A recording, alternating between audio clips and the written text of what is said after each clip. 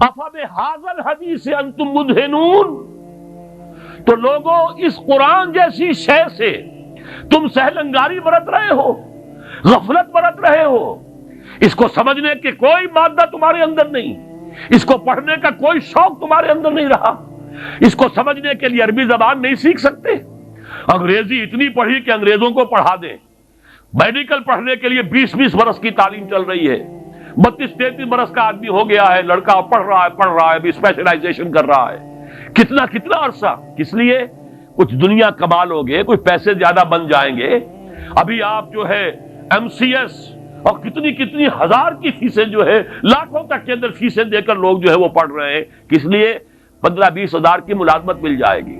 قرآن کو سیکھنے کے لیے عربی تم نے نہ سمجھی، عربی نہیں پڑھی، انگریزی جس کے الفابیٹس تم سے جدا، جو 7 سمندر پار کی زبان، وہ تم نے پڑھ لی، اور وہ عربی کہ جس کے حروف وہی ہیں جو تمہاری اپنی زبان کے ہیں، وہ سندھی ہو یا اردو ہو یا فارسی ہو، سب کے حروف تو وہی ہیں، وہی الف با تا ہے، وہ حروف وہی ہیں، وہی داہنے ہاتھ سے لکھے جانے والی بجائے بائیں کے، وہ زبان کے جس کا تمہارا اپنی زبان کا ایک جملہ تم نہیں بول سکتے جس میں لفظ عربی کا نہ ہے، جملہ خود عربی کا لفظ ہے، تمہارا کہاں سے آ گیا لفظ یہ؟ لیکن وہ عربی زبان نہیں سیکھی کہ قرآن اپنی آنکھوں سے پڑھ سکے، اتنی عربی نہیں سیکھی کہ قرآن مجید جو ہے وہ سیدھا آپ کے ذہن اور دل میں اتر جائے۔ اس لیے کہ جب آپ قرآن پڑھیں اور ترجمہ دیکھیں تو ترجمہ جب آپ پڑھ رہے ہیں، قرآن نہیں پڑھ رہے، آپ تو مترجم کو پڑھ رہے ہیں، اپنی آنکھ سے قرآن نہیں پڑھ رہے، آپ مترجم کی آنکھ سے قرآن پڑھ رہے ہیں۔ اور دوسری بات یہ نوٹ کر لیجئے کہ جب ایک دفعہ آپ نے آیت پڑھی، اب ترجمہ دیکھا، پھر وہاں لگا ہوا نمبر 30، اب دیکھا آپ نے حاشیے میں نمبر 30 کہاں، پھر اس کی کوئی وضاحت پڑھی، قرآن کا تسلسل ٹوٹ گیا، قرآن کی تاثیر اب نہیں آئے گی۔ قرآن کی تاثیر جب آتی ہے جب براہ راست آپ کے اوپر، آپ کے ذہن اور قلب پر قرآن نازل ہو رہا ہو، ترجمے کا بیریئر درمیان میں نہ ہو، یہ پردہ آپ کے اور قرآن کے درمیان حائل نہ ہوئی تو پردہ ہے، اور کوئی ترجمہ جو ہے قرآن کا قائم مقام نہیں بن سکتا۔ یہی وجہ ہے کہ ہمارے علماء کا فیصلہ رہا ہے، آج تک اس پر قائم ہے، کہ مجرد ترجمہ کبھی شائع نہیں کیا جانا چاہیے، متن کے ساتھ ترجمہ ہو، اس لیے کہ قرآن عربی زبان میں ہے، قرآن تو متن ہے، اس کا ترجمہ قرآن نہیں ہے۔ کسی نے کوئی غلطی کی ہو، کسی نے اپنی ذہن کے مطابق تو بہترین کوشش کی ہے، لیکن یہ کہ قرآن مجید اس کا قائم مقام نہیں بن سکتا ترجمہ۔ تو فَبِهَذَا الْحَدِيثِ أَنْتُمْ مُدْهِنُونَ، یہ مداہنت تم کر رہے ہو، یہ سستی، یہ سہل انگاری، یہ بے اعتنائی، یہ لاپرواہی اس کتاب سے جس کی شان کیا ہے؟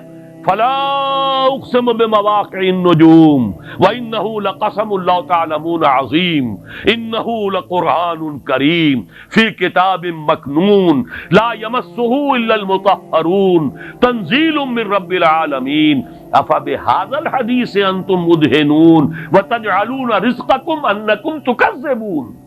سخت ترین آیت اب آ گئی، تم نے اپنا نصیب یہ ٹھہرایا ہے کہ قرآن کو جھٹلا رہے ہو۔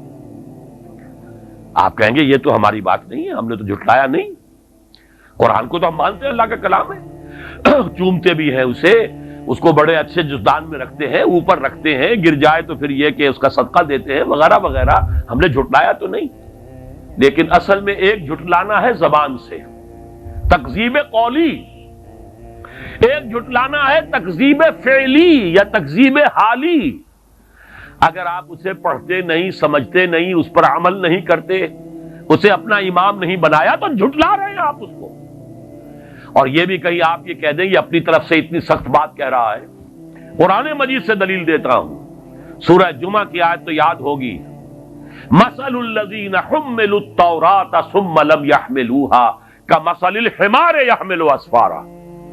میں تم سے پہلے ایک امت تھی، وہ امت مسلمہ، میں وہ آیت آپ کو سنا چکا ہوں، 2 دفعہ آئی ہے، سورہ بقرہ کے 6 رکوع کی پہلی آیت بھی وہی ہے اور 15ویں رکوع کی پہلی آیت بھی وہی ہے، ایگزیکٹلی وہی، یا بنی اسرائیل اذکروا نعمتی التی انعمت علیکم وانی فضلتکم علی العالمین۔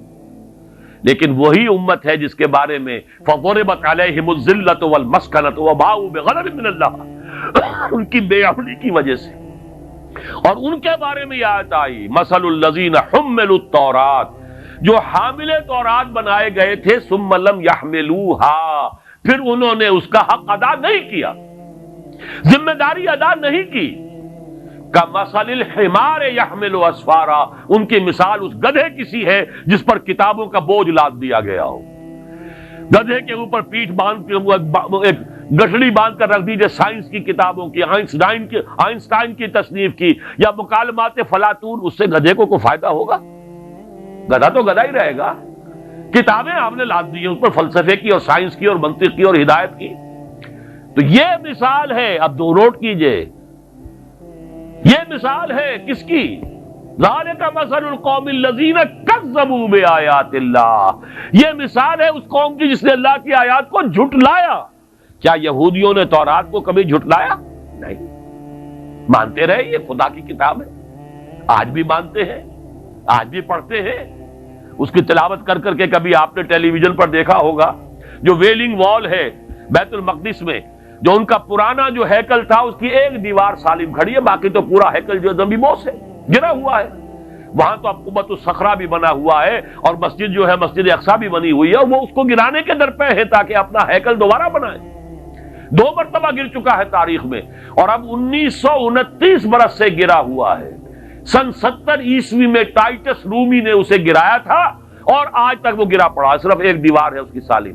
وہاں جاتے ہیں، ٹکرے مارتے ہیں، پڑھتے ہیں، اور تورات جس طریقے سے پڑھ رہے ہوتے ہیں وہ جیسے ہم قرآن مجید پڑھتے ہیں، حفاظ کو آپ دیکھتے ہیں جھوم جھوم کر اور ہل کر پڑھتے ہیں، ایسے پڑھتے ہیں۔ تو تورات کو جھٹلایا اس معنی میں نہیں کہ انہوں نے یہ کہا یہ اللہ کا کلام نہیں ہے، جھٹلایا عمل سے، جب اس پر عمل نہیں کیا تو جھٹلایا۔ یہ ہے وہ تکذیب فعلی، تکذیب حالی جو آج مسلمان کر رہے ہیں۔ کہاں ہے قرآن کا نظام؟ کہاں ہے قرآن کا قانون؟ کہاں ہے وہ غیر سودی معیشت؟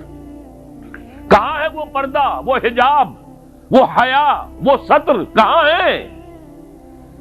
وہاں تو مسلمان ملک ہے، بڑا چوٹی کا ملک ہے، اور ہمارے مشرف صاحب نے بھی کہا کہ اتا ترک جو ہے میرے آئیڈیل ہیں۔